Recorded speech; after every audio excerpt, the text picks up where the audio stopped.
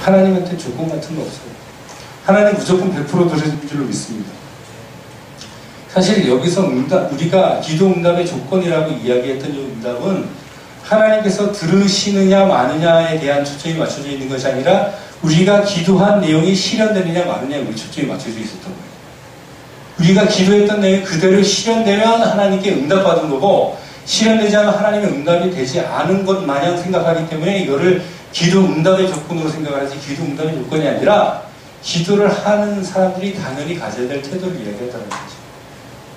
하나님 모든 기도를 반드시 듣고 응답하십니다. 아멘? 반드시 듣고 응답하십니다. 이건 틀림이 없어요.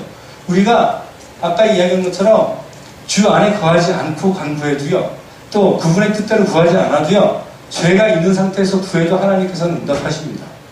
아멘? 근데 응답의 형태가 다를 뿐이야.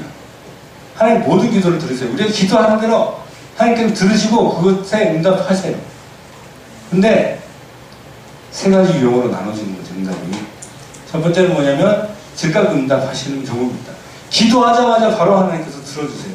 이거는 무엇이냐면 생명에 관한 상당히 위급한 게, 사람이 물에 빠져 죽어가는 사람이 살려주세요 이러면 네 조건 좀 이렇게 맞추고 살려달라고 해라 이럴 사람이 있어요? 물에 빠져 죽어가고 있는데, 야 네가 물에 빠져 죽어 살려달라고 하려면 좀 네 인격 좀 갖추고 죄 좀 네 죄도 좀 해결 좀 하고 뭐 이런 식으로 이야기할 사람이 있어요? 내가 구조되라 그러면? 아니, 이거는 무조건 구해주는 겁니다. 우리가 하나님한테 기도할 때 내 생명하고 직결되는 문제는 바로 들어주는 줄을 믿습니다. 그 사람이 구원 받아야 되는 사람이라면 하나님께서 살려주세요라는 기도는 반드시 들어주세요. 즉각적으로. 베드로가 물에 빠지면서 주여 나를 살려주시옵소서 주님께서 바로 건져줬죠. 책망 구타하지 않고 일단 건져줬어요. 그 다음에 네가 어찌해서 의심했는가라고 주님께서 나중에 책망하시잖아요. 즉각 응답되는 기도는 뭐라고요? 생명을 구하는 기도. 근데 이런 기도보다 이런 기도가 더 많죠. 때를 기다려라. 지금 즉각적으로 응답되지 않아요. 하나님 뜻에 그다지 어긋나지도 않는 것 같아요. 분명히 하나님 뜻대로 구했어 내가. 죄도 없어.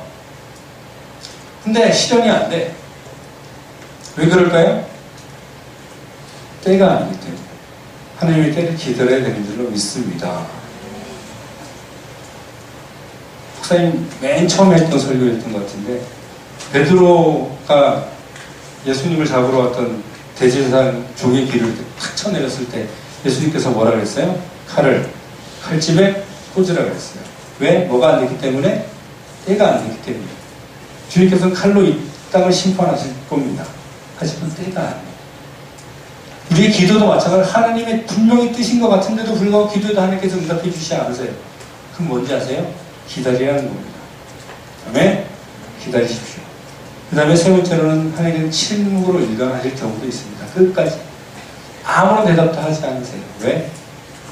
하나님께서 그 기도는 들으셨어요. 근데 왜? 하나님 뜻에 맞지 않기 때문입니다. 절대로 들어줘서는 안 되는 기도입니다. 이런 기도는. 대체로 내 욕망하고 관련된 기도가 되겠죠. 하나님의 궁극적인 기도 응답은 이런 내가 기도했던 내용이 실현되는 것에 초점이 맞춰져 있지 않습니다. 하나님의 관심은 그게 아니에요. 글씨가 너무 작다. 자, 뭐라고 써있지 한번 읽어보겠습니다. 시작. 다시 한번. 솔직히 얘기해서 우리가 너무나 비겁하고 내 나름대로 너무 간절해서 교회에 나와서 혹은 그 있던 자리에서 하나님 앞에 나와 기도를 해요. 너무 간절히 하는 거예요. 바뀌는 게 있습니까? 바뀐 거 아무것도 없어요. 내가 집안에 이렇게 우리 가정이 목사님 아는 전도사님인데 학창시절을 너무 불우하게 보냈어. 아버지가 엄마를 너무 심하게 때리는 거예요. 엄청 때리는 거예요. 아버지를 죽여버리고 싶은 거예요. 그 전도사님이 어렸을 때 경험했을 때. 근데 예수님을 만났어요. 그리고 기도를 했어요. 우리 가정에게 평화를 주시옵소서. 라고 기도를 아주 간절히 했어요. 나에게는 이게 필요합니다. 간절히 기도했어요. 집에 가보니까 아버지는 여전히 엄마를 패고 엄마는 참다 못해서 나가버렸어요. 아무것도 바뀐 거죠. 기도를 그렇게 했는데. 이게 어쩌면 우리 현실입니다. 근데 그 전도사님이 기도하고 나니까 상황은 바뀌는 게 없는데 뭔지 모를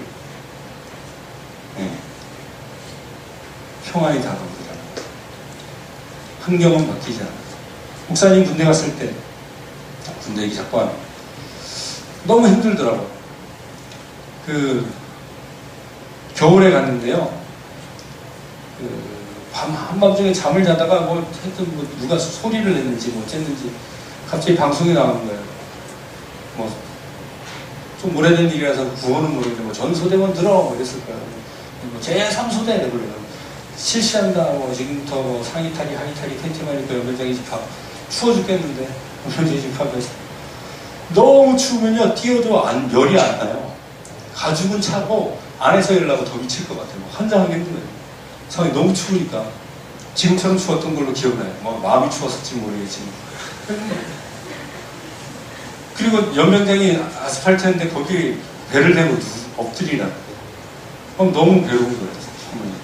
가만히 있다가 갑자기 마음이 편해지니 저까지 별거 아니지. 그때 목사님 생각했던 성경 구절이 있어가지고 사람을 두려워하지 말고 하나님을 두려워하라. 이 말씀이 딱 생각나면서 몸은 너무 괴로운데 마음이 평안해질까 아무렇지도 않고 배가 차질 않더라고요.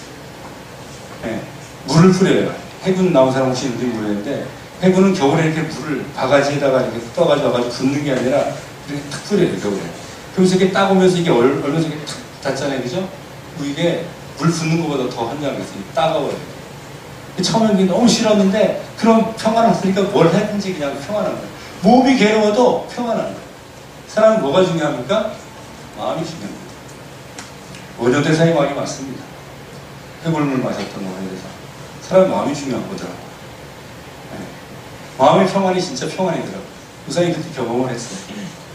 몸이 막 평안하고 막 최대한 안락과 평안을 누리지만 마음이 번잡하면 그게 더 괴로운 거잖아요. 그죠? 예전에 이건희 회장 딸이 자살했어요. 부족한 거나 불편한 게 있었을까요? 뭐가 복잡해서 자살했을까요? 기도해도 바뀌는 것은 아무것도 없습니다. 근데 하나님께서는 기도 응답을 하세요. 그게 뭔지 아십니까? 우리에게 알 수 없는 평안을 우리에게 주십니다. 빌립보서 4장 6절 7절 말씀인데 한번 읽어보겠습니다. 시작. 아무것도 염려하지 말고 오직 모든 일에 기도와 간구로 너희 구할 것을 감사함으로 하는 게 아니라 그리하면 모든 지역에 피어나신 하나님의 평강이 그리스도 예수 안에서 너희의 마음과 생각을 지키시라. 기도하기 전의 자세. 염려하지 말고 아무것도. 하나님께 나아가는 자는 그가 계신 곳과 그가 자기를 못 찾는 자들에게 상 주시는 이심을 믿어야 할지라. 하나님께서 이미 나에게 상 주실 것을 아는데 염려될 게 뭐가 있어요? 염려하지 말고 나아야겠죠. 그리고 간구를 하는데 내가 가지고 있는 것 중에서 일부만 간구하라고요? 모든 일. 내 삶에 이루어지는 모든 일을 뭐로? 기도와 간구로 구할 것을 뭐함으로? 감사함으로. 사람이 언제 감사할 수 있을까요? 하나님이 이미 나에게 주신 것에 만족합니다. 아멘? 이게 뭔지 알아요? 이걸 알면 사람은 언제나 감사할 수 있어요. 이게 바로 구원입니다. 생명을 주셨어요.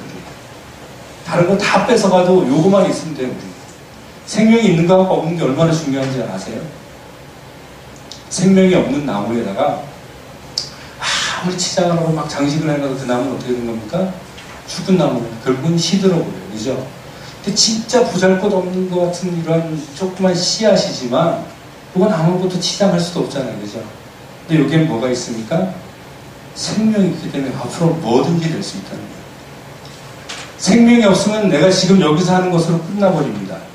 근데 생명이 있으면 내가 죽어도 살아요. 그러면 그 후에도 계속 할 수 있어요. 그죠? 그보다 더 감사한 게 있어요? 하나님이 우리의 생명을 주셨다는 것보다? 영화 같은 거 보다가 제일 안타까울 때가 주인공이 죽었을 때예요. 그죠? 네? 근데 갑자기 기적적인 방법으로 주인공이 살아나는 기분이 날아갈 것 같아요. 뭐가 있기 때문에? 생명이 있기 때문에. 그러면 우리 감사할 수 있는 거예요. 하나님께 아니라. 그 다음에 하나님께서 우리에게 주시는 것에 주목해야 돼요. 하나님께 아뢰면 하나님께서 이 모든 일을 해결해 주신다고 여기에 안 적혀있을 뿐더러 모든 성경 구절에 네가 구하는 그것을 하나님께서 해결해 줄 거라고 성경에 단 한 구절도 기록되어 있지 않아요. 우리가 지금 암송했던 요한복음 16장 24절에도 너희가 지금까지 내 이름으로 아무것도 구하지 않아 구하라 그냥 받으리라고 했지, 단순히 받으리라 했지 네가 구하는 그것을 받을 것이라고 말씀하지 않았어요. 그리고 그 뒤에 나오는 것이 너희 기쁨이 충만하게 될 것이라. 여기도 마찬가지로 뭡니까? 기도 응답에 나온 것이 뭐냐면 모든 무돈이라서 무한도전에 나오는 정말 모든 지각에 뛰어나신 하나님의 평강입니다. 하나님의 평강입니다. 그리스도 예수 안에서 너희 마음과 생각을 지키시리라. 할렐루야. 자, 기도하면 바뀌는 게 이제 뭔지 아시겠죠? 기도하면 바뀌는 게 하나님이 아니에요. 하나님께서 나한테 이렇게 하겠다고 주님께서 마음 먹고 있었을 때 하나님께서 그래 네가 이러네 그럼 이렇게 해라고 하는 게 아니라 기도를 하나님께서 뭘 바꿔주냐면 나를 바꿔주신 줄 믿습니다.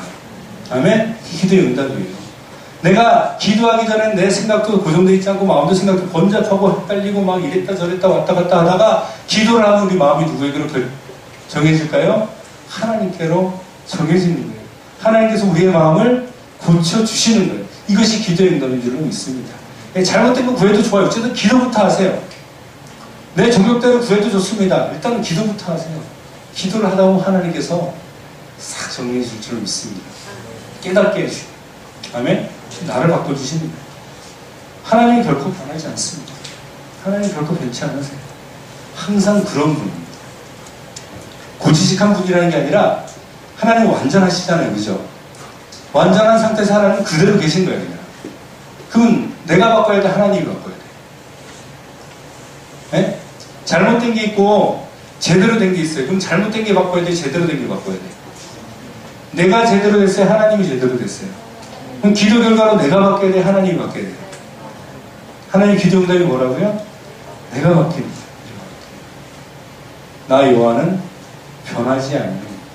아멘? 네. 그래서 기도하면 우리가 응답을 받는 겁니다. 아멘? 하나님 기억하시기 바랍니다. 네. 모든 걸 가지고